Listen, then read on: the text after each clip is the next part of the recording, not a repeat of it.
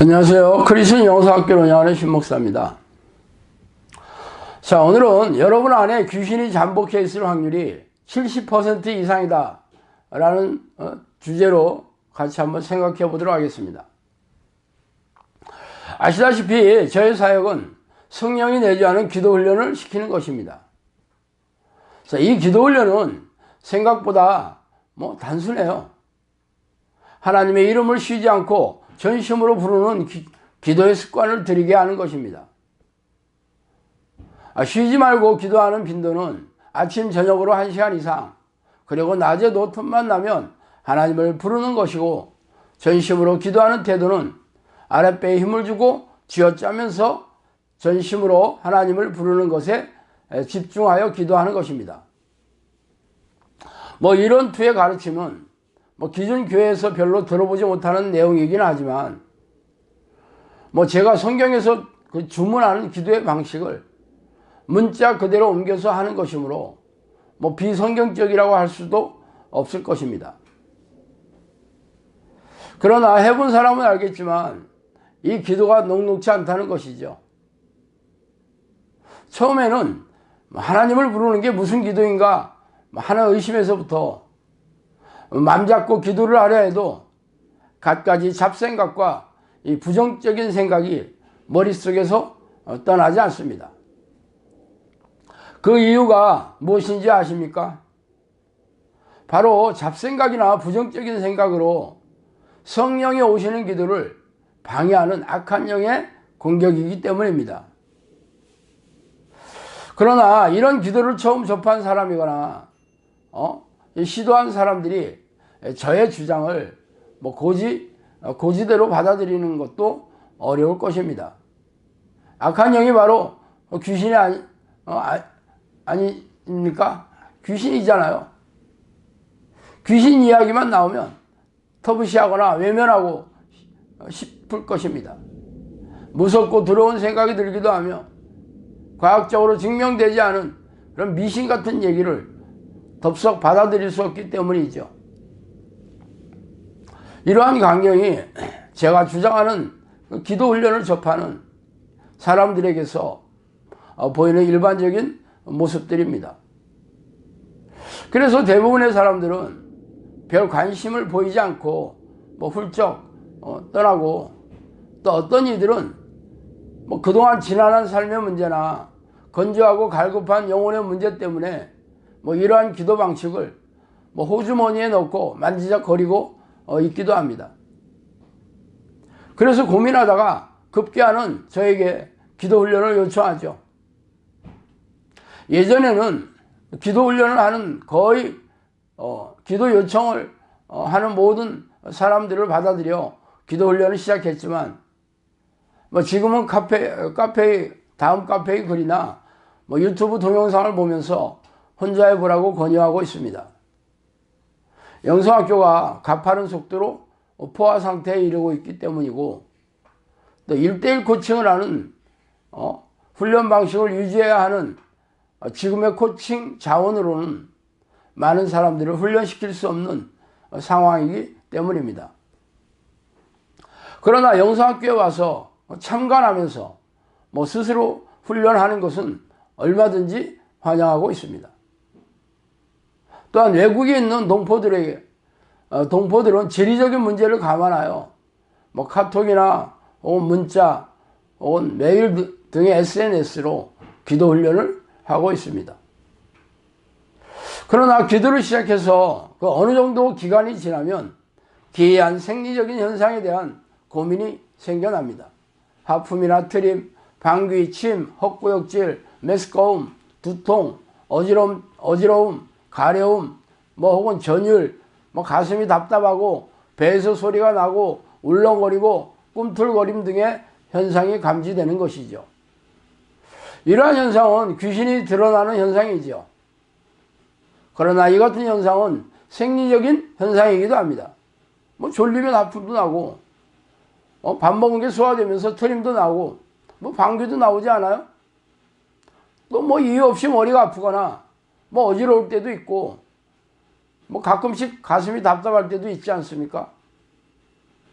그래서 제가 이러한 현상이 약한 귀신이 나가거나 중급 귀신이 공격하는 등의 그런 귀신의 존재가 드러나는 현상이라고 말하면 두렵거나 심각하게 받아들이게 됩니다. 지금까지 신앙생활을 하면서 천국의 자격을 기정사실화하고 있으며 성령이 자신 안에 있다고 절석같이 믿어왔는데 귀신이 자신 안에 잠복해 있다는 것을 어떻게 받아들이며 인정할 수 있을까요?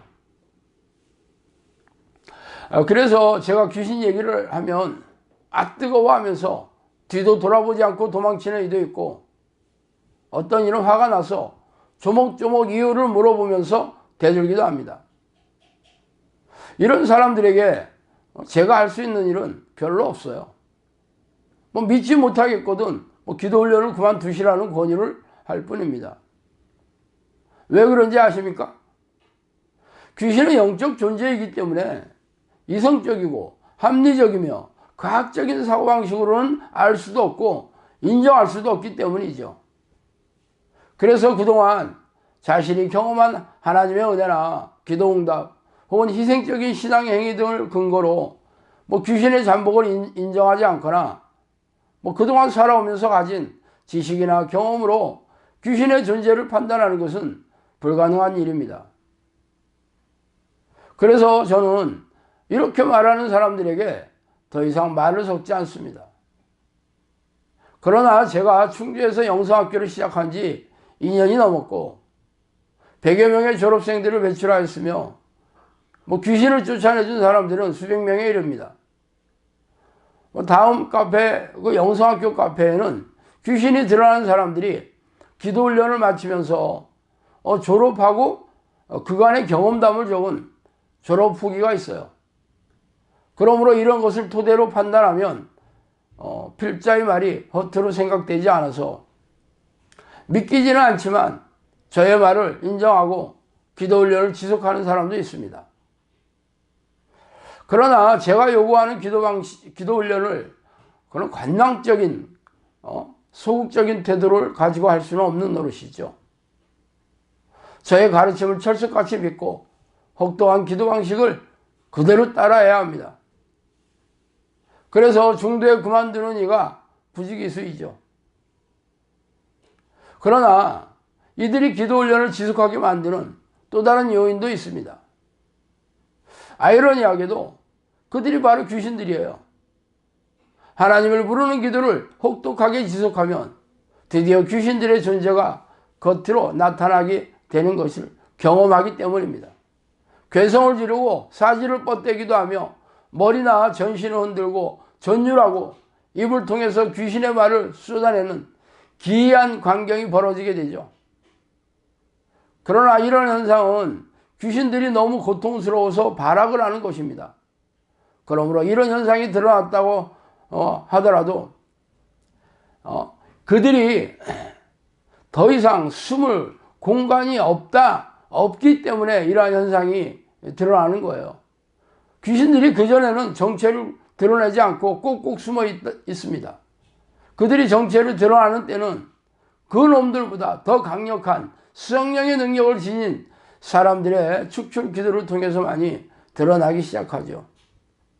그러므로 그들의 기이한 모습으로 존재감을 드러내기 시작한다면 귀신의 존재나 잠복을 인정하지 않을 수 없는 것이죠.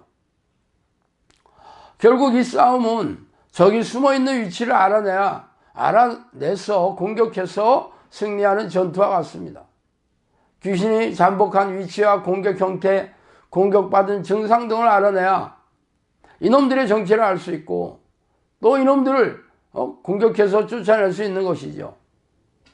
제가 지금까지 경험한 바에 의하면 크리스천의 70% 이상의 사람들이 몸 안에 귀신들이 잠복해 있습니다.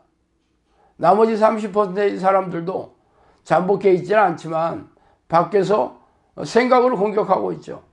그러나 이는 제가 그간 경험한 데이터에 의해서 판단하는 것일 뿐입니다. 적어도 잠복한 수치가 더 높으면 높았지 낮지는 않을 것입니다. 그렇다면 제 얘기를 듣는 여러분 안에도 귀신이 잠복해 있을 확률이 70% 이상이 된다는 얘기가 되죠. 어떻습니까? 제 말이 섬뜩하지 않으십니까?